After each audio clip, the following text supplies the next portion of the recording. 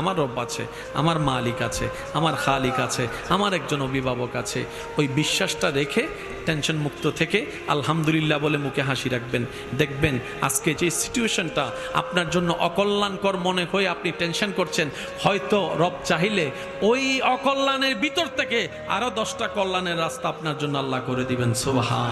আচ্ছা, টেনশন করে কার কি লাভ হয়েছে? কে কি পরিবর্তন করতে পারছে বলেন?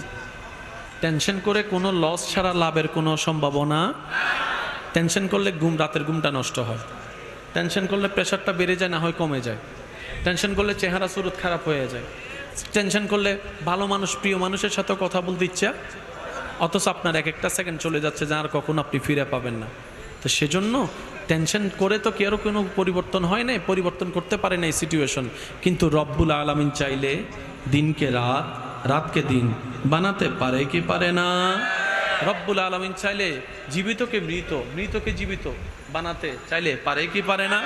রব্বুল আলামিন চাইলে আপনার জীবনের বড় বড় কূপের মতো গর্তগুলোকে ভরাট করে সুন্দর একটা মসৃণ রাস্তা বানাই দিতে চাইলে পারে। ইন্নাল্লাহা আলা কুল্লি শাইইন কাদির।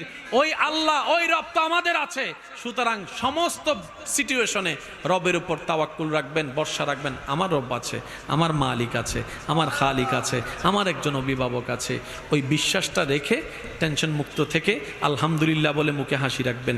দেখবেন আজকে যে পজিশনটা, যে সিচুয়েশনটা আপনার জন্য অকল্যাণকর মনে হয়ে আপনি টেনশন করছেন, হয়তো রব চাইলে ওই অকল্যাণের ভিতর থেকে আরো 10টা কল্যাণের রাস্তা আপনার জন্য আল্লাহ করে দিবেন। সুবহান।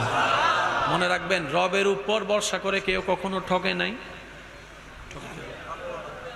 রবের উপর ভরসা করে কেউ কখনো ঠকে না, ঠকবে না। একজন আল্লাহর বান্দা একজন থেকে টাকা কিছু ধার নিছে। কি নিছে ধার? ভাই বলেন না, কি নিছে? তখন ব্যবসা হতো কি গাড়িতে না নৌকায়? তখন ভাই আমি তোর থেকে টাকাটা নিছি, ব্যবসা করে লাভ হলে আমি তোর টাকা তোকে অমুক তারিখ অমুক দিনের ভিতরে আমি টাকা দিয়ে দিব। তো সে বলে যে তুমি যে টাকাটা নিচ্ছ, আমি যে তোমাকে টাকাটা দিব, এটা তো জিম্মাদারি, কি জানে বলে এটাকে, মর্টগেজ নাকি, গ্যারান্টি, এটার গ্যারান্টি তো দরকার। ভাই ও বলে যে আমার তো কেউ নাই, তবে আমি আল্লাহকে সাক্ষী রাখছি। সুবহানাল্লাহ জোরে বলি। আমার তো দুনিয়াতে কেউ নাই সাক্ষী রাখার মতো, আমি আল্লাহকে সাক্ষী রাখছি। এই কথাটা শুনে ওনার মনটাও নরম হয়ে গেছে।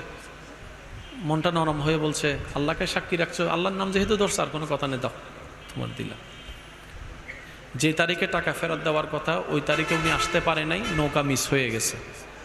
তখন উনি কি করলেন জানেন? একটা লাকড়ি নৌকার মতো বানিয়ে সে টাকাটা ওখানে রেখে আল্লাহর ওপর তাওয়াক্কুল করে আল্লাহর নামে ওনার জন্য ছেড়ে দিয়েছেন। একটু জোরে বলি।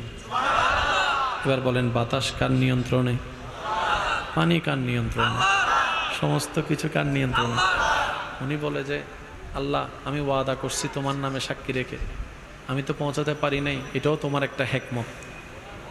আর আমি জানি তুমি যখন যা করো বান্দার ভালোর জন্যই করো। আল্লাহ, আমি তোমার নামে ছেড়ে দিচ্ছি, কারণ এখানে তোমার নাম আমি ব্যবহার করেছি। আল্লাহ, ওই মানুষটা ওনার অপেক্ষায় নৌকার ঘাটে এসে বসে আছে, দেখে যে নৌকা আসে, উনি আর আসে,